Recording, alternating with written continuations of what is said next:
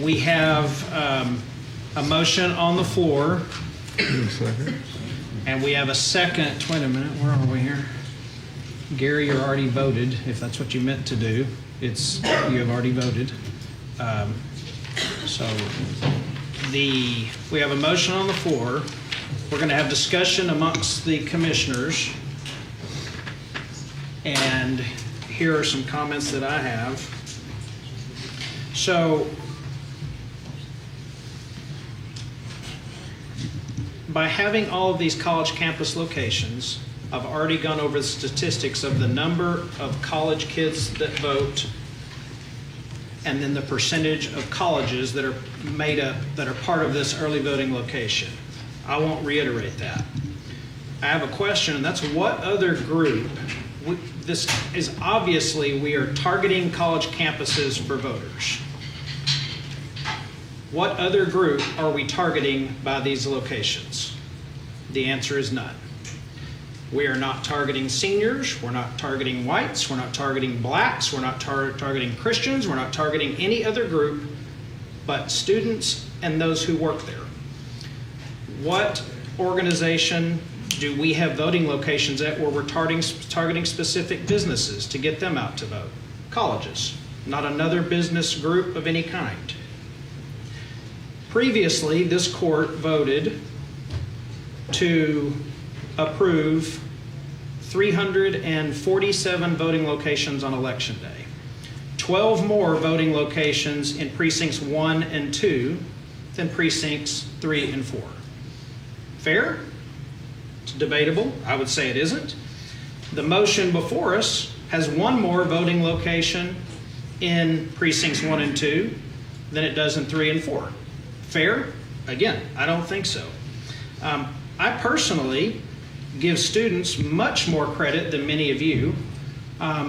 Many of you have made it sound like students won't vote if they have to drive somewhere, walk across the street, or go somewhere else. I disagree with that.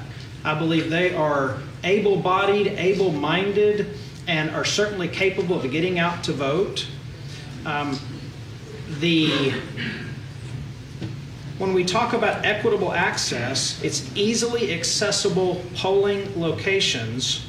I have never heard anyone talk about college campuses being easy to access in any context other than this. There's very few of you in this room that would say, oh yeah, it's very easy to go find a parking place at a college campus and get there and pull up. They're usually the most difficult. I also have an issue with the efficiency. So we should have well-spaced early voting locations, not voting locations less than a mile from each other. And I think there is absolutely cost effectiveness that can be had. If you want to bring more locations that are spaced out farther, okay, we can look at that. That's not what we have.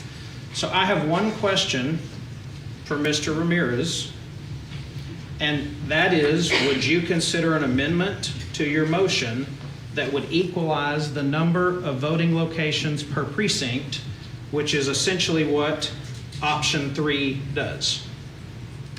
You're saying add additional locations to... I don't think we have the ability to add locations. Option 3 has 12 locations in each voting precinct. That eliminates, the way I look at it, that eliminates Southwestern Baptist, TCC South, and TCC Northeast. It doesn't eliminate another location from your motion besides those 3.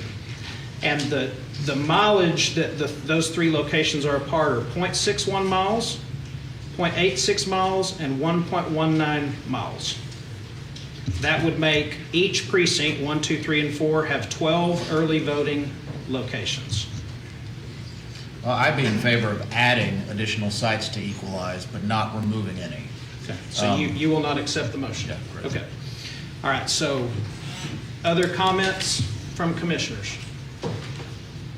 I'll just say, for me, it's pretty easy and simple. Our elections administrator is tasked with giving us these recommendations. He's appointed by a board. He's accountable to that board and to this court for his performance. These sites have been approved for decades, and so it's not the way we've always done it, because I think we need to get better. I think that we have to have more objective criteria, and we have to have better reasoning whenever we're selecting sites. But again, reducing the number is not a priority. Any other comments from our commissioners? Anything? Nope. All right. We have a motion on the floor to approve the original 50 plus the one addition. So